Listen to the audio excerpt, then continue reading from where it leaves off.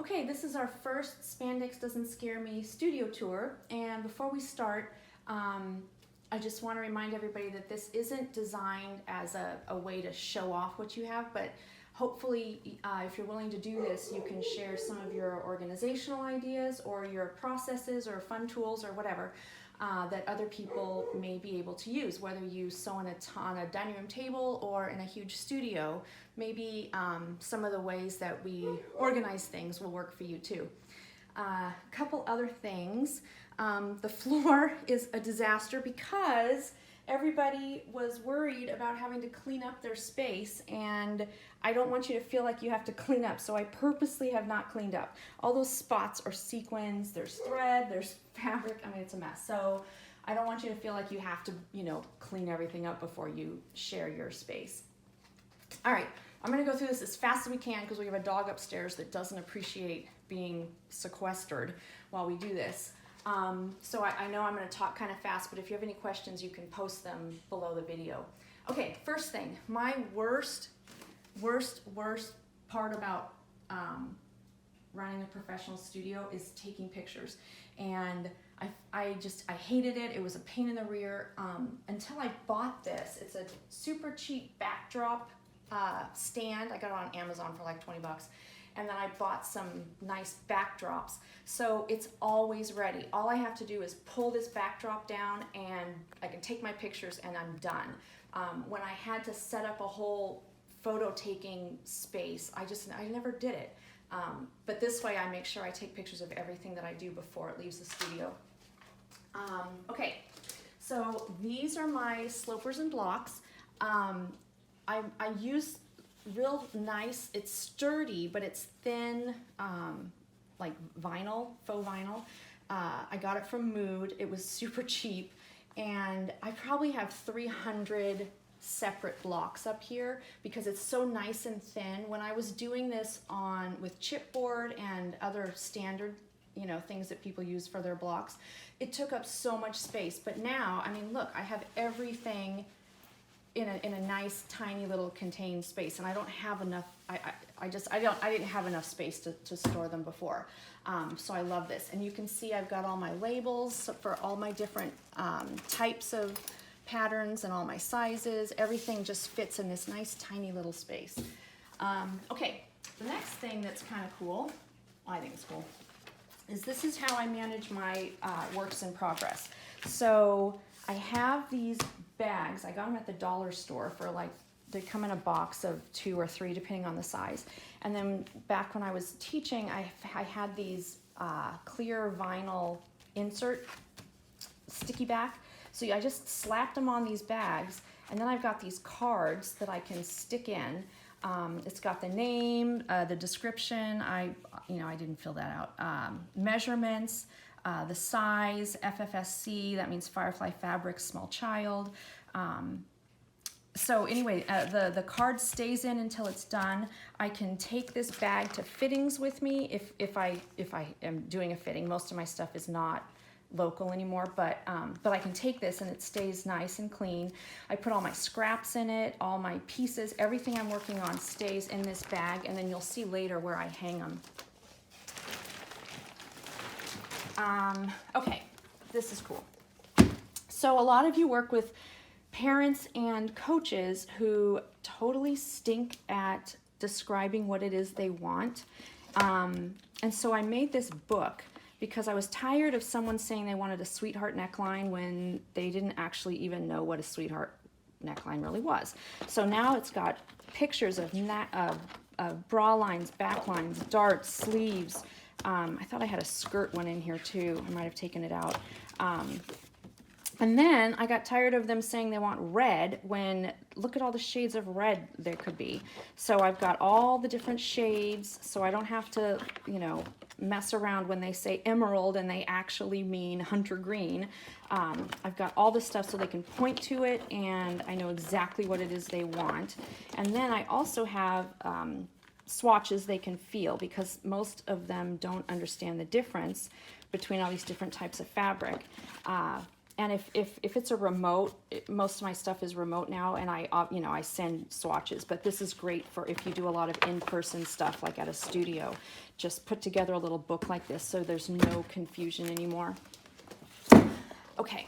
Oh, this is my ironing station, and I turned it. It was an old IKEA desk that I turned into a workstation. Inside, it's got several layers and levels. Inside is full of all my dyes and paints and stuff.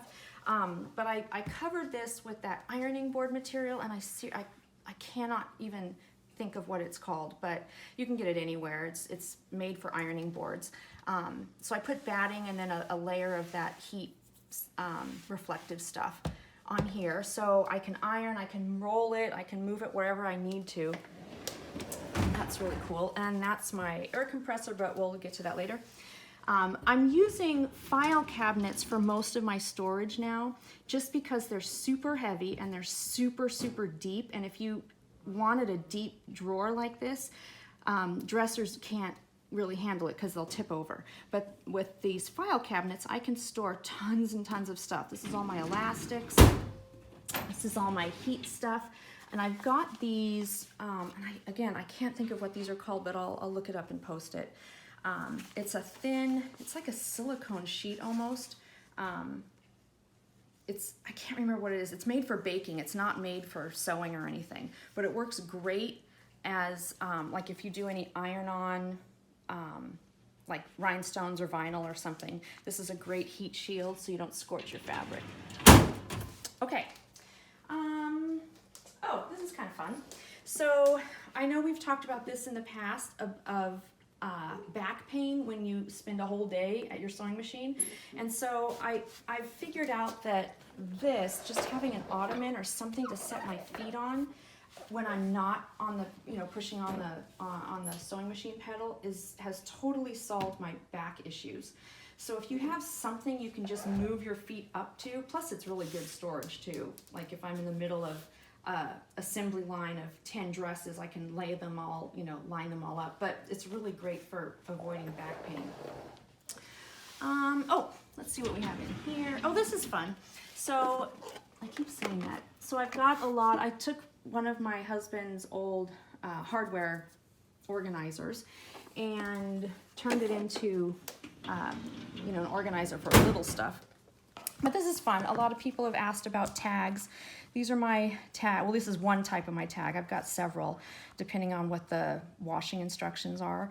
And I ordered this changeable stamp so I can stamp my tracking numbers if you are CPSC compliant, or if that's something that you do. You have to track all of the garments that you send out. So I've got all my codes. I can change this. I don't have to have a bunch of different separate stamps, and then these get sewn into each garment. Okay, let's see. Oh, I finally found a way to contain my sharps. I got an old candle holder. So when my rotary cutters die, when you can see we've been medicating a cat, so I've actually got a real sharp in there now. When pins bend, whatever, break needles on the machine, I stick them in here rather than throwing them in the garbage and having them poke out later. Oh, I've got all my machines. I've got 1, 2, 3, 4. I've got 4 regular machines and then my industrial machine over here. I have them sitting on vinyl placemats so that I can move it forward when I sew. I can push it back if I need to trim something. It's just a nice a nice way to move that machine around.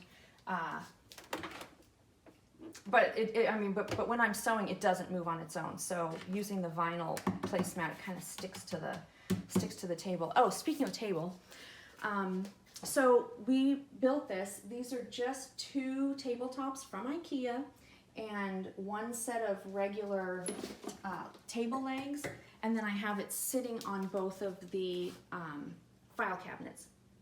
And it's super deep, nice and sturdy, doesn't vibrate at all when the machine is running, which is really nice.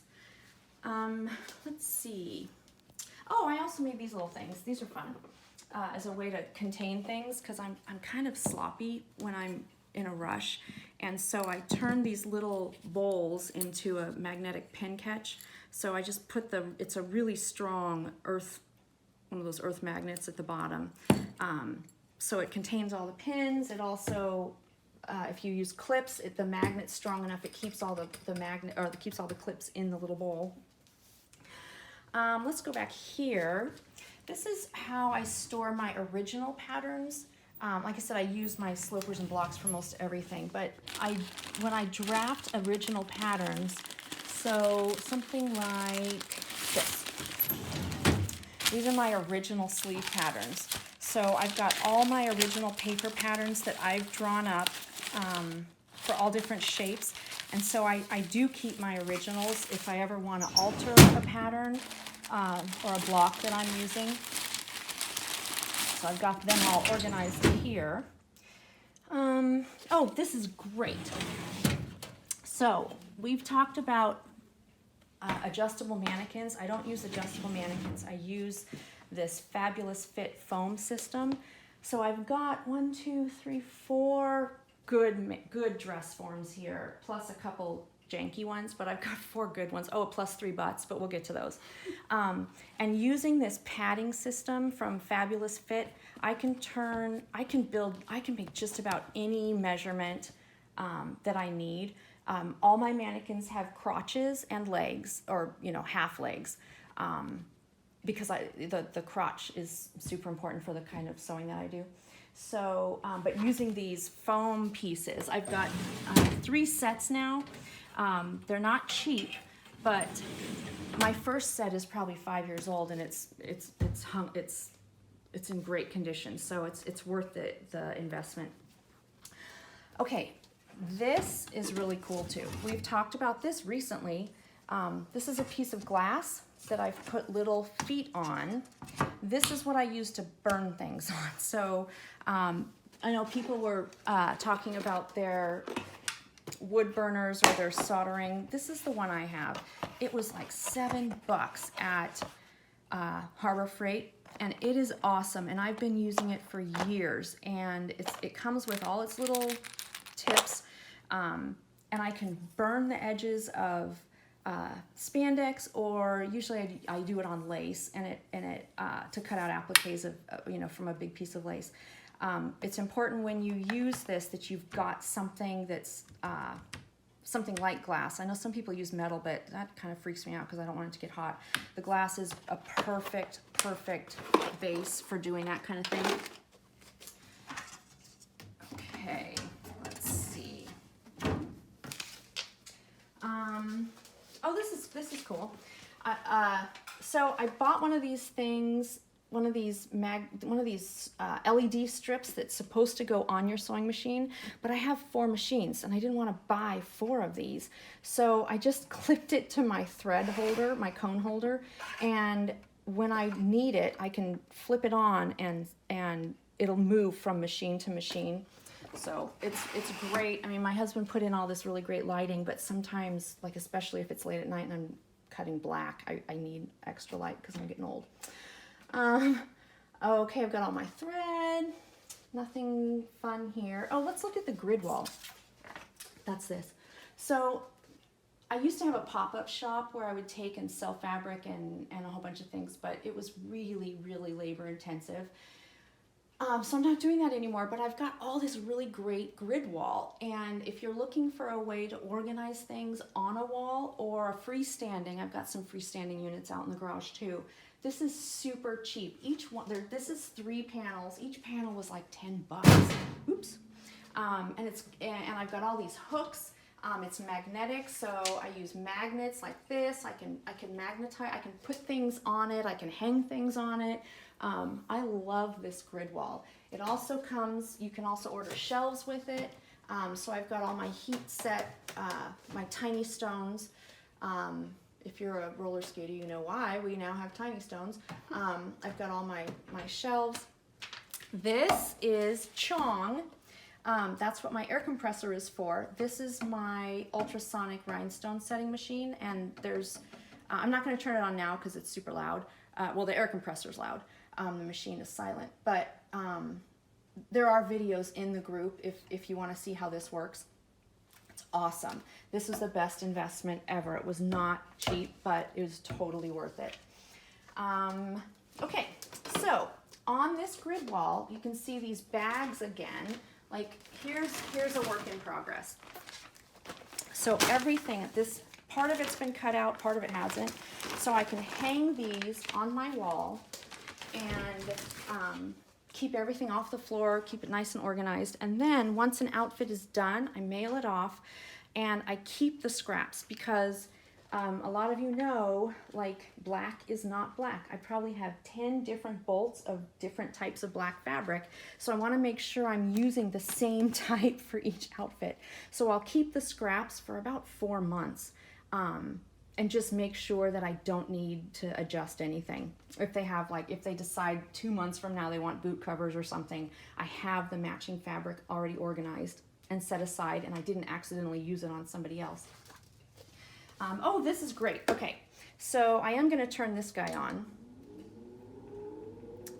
This is a stoning desk. We got the desk from IKEA, but my husband built a ventilation system. I don't know if you can see, I don't know if you can get in there, Emma, but you can see this is a vacuum here, a fume hood that we turn sideways, and then it vents to the outside. And I'm going to turn it off. This is for E6000 stoning because we realized I couldn't smell E6000 anymore, and that's bad. So, so he built me this station, and it's fantastic. So this is where I do all my stoning. I also have these silicone mats. They're meant for baking, but E6000 doesn't stick to them. So I do all my stoning on these silicone mats, and I've got a whole bunch of them. So like when I'm working on World Team outfits, I can spread out all over the place and stick these mats inside outfits. If you stick a mat inside an outfit and you're stoning on mesh, you know, the silicone or the E6000 won't stick to the silicone mat. So you don't have to worry about, you know, gluing your sleeve closed or something. Here's a random arm. I have a couple of these magnetic arms. Can you see back there? For, you know, I don't know, just when I need an arm. Okay, so, all right, over here, you can see I've got some bolts. I actually have, most of my fabric storage is in the garage. I've got lines of cabinets that are just for bolts. But up here, I've got anything that's like 2 yards or less organized. And again, gotta love IKEA. And I've got my bras, fringe, feathers, appliques, whatever, in these little drawers just to keep them dust free, because sewing creates a ridiculous amount of dust. I have my butts up here because I do a lot of skirts and the butts are super useful. Okay, I just realized what I forgot. My stones storage. So this comes up a lot in our group. I use these little boxes, got them from Amazon. They each hold about 8 gross of 30s and about 16 gross of 20s. And this little cabinet, let's see, 1, 2, 3, each drawer holds 24 boxes, and there's 6 or 7 drawers. So you can do the math. That's a lot of stones storage in a nice tiny little place. And these boxes are terrific. They lock closed, like really lock, and mine are pretty old now and they're still in really, really good shape. So yay. Let's see. Oh, this is kind of nice. We've talked about recycling. Oops, sorry. We've talked about recycling before, and I do recycle all my scraps, but we have a nice little 7-year-old girl next door, Natalia, who likes to sew. So if I have a scrap that's kind of big, not big enough for me to keep, but you know, kind of useful, like somebody could make something out of it, and anything that's sparkly, I will save for Natalia, just in a little garbage bag. So it's super easy. As I'm cutting, I'll put the big scraps in there, and then the recycle scraps in here. This is my favorite thing in my studio. Can you look at the cutting table? Look, watch this. Ta-da! So we built a light table because I was using a light table for a lot of things, but my light table was like 12 inches square. It was ridiculous. So, so I designed this, my husband built it. Again, IKEA table legs, and then he built the cabinetry around it. And when this cutting mat is totally dead, I can easily replace it. If you want to look underneath, you can see what we did. This is really nice thick plexiglass with strip lights and these little, he cut them, acrylic stabilizers, I guess. And a lot of people hate these mats, but I gotta say, I've made hundreds of outfits on these mats. I know that they probably dull your rotary blades quickly, but price-wise overall, it's cheaper for me to replace this mat every couple years than to invest in like a super nice mat. Plus I really needed white so that the light can shine through. Let me see if there's anything else in here. Oh, this is useful too. This is my spray box. So, oh, and there's even some leftover pieces in here. So if I have tiny little appliques that are kind of squirrely, I mean, I still use pins a lot, but something tiny like this that I need to sew on, I'll spray the back with like 505 spray inside the box so I don't get that 505 everywhere. And then there's just enough sticky on the back of this that I can stick it to the garment and sew it up, you know, applique it super quickly. Again, I pretty much use pins most of the time, but if it's a tiny little thing that's kind of, you know, annoying like this, I'll spray it in my spray box. Let's see. I think that's about it. I don't think I have. Oh no! I wanted to show you this. I ordered these from. In fact, she might even be in our group now. These are from Mama Pattern Weights, and it's a company, a little home run company, somewhere in the Midwest. I'm not sure where, but the high school age son builds them and paints them and sells them as a way to pay for his car, his insurance, and you know, whatever. And I love these things. They're nice and heavy. He makes them in lots of different sizes, lots of different weights. And I just bought them as a fundraiser because I thought it was a really neat thing that he was, you know, doing this for himself. But I love these now. I had been using these weights. These are skate wheels stuffed with fishing weights, so they're pretty heavy. And these work great too, but I love these little things. If you are interested in them, I'm sure you can look them up on Facebook. It's Mamere, M-A-M-E-R-E, Pattern Weights. I think that's about it. I don't know if I have any patterns, pads, glass. That's about all the cool stuff I have. Oh, you know, there is one more neat thing. If you ever have a craft store that is going out of business, I picked these up for $5. It's collapsible. It's a huge basket. I'm sure you've seen them like at Michael's or whatever. They stuff them with lots of little things. It's on wheels. It's super heavy duty. You can see it folds up really tiny. Can you see the flat? I've got another one over there on the wall. So you can put it away, but if you're doing a lot of work at once and a lot of cutting and transporting, these things are awesome. And again, I got it when a craft store was going out of business. Thread racks, that's not very exciting. I think that's all I have that's, you know, any fun. If you have any questions, you can post them. And then hopefully some of you are going to be comfortable enough to do this yourselves. As you can see, this is not a super fancy space. I mean, I do a lot of outfits every year. I probably do 150 or 200 a year, but I mean, it's mostly IKEA stuff. I put all my money into my machines and into my fabric and supplies. I did not put a lot of money into my studio building. So, you know, like the desk came from my son's room, and the tabletops from IKEA are super inexpensive. These racks again are grid wall, so there's grid wall behind there. So if you're looking for a way to take up a nice corner, these hanging racks are fantastic, and they're always movable because they attach to the grid wall. And again, the grid wall pieces run between like 10 and 20 bucks, and they're super, super strong. I think that's it. Can you think of anything, Emma? Nope, I think you got it. All right, so I hope some of you are going to be willing to share your space too. If you are, email me. I'll put the email on this post.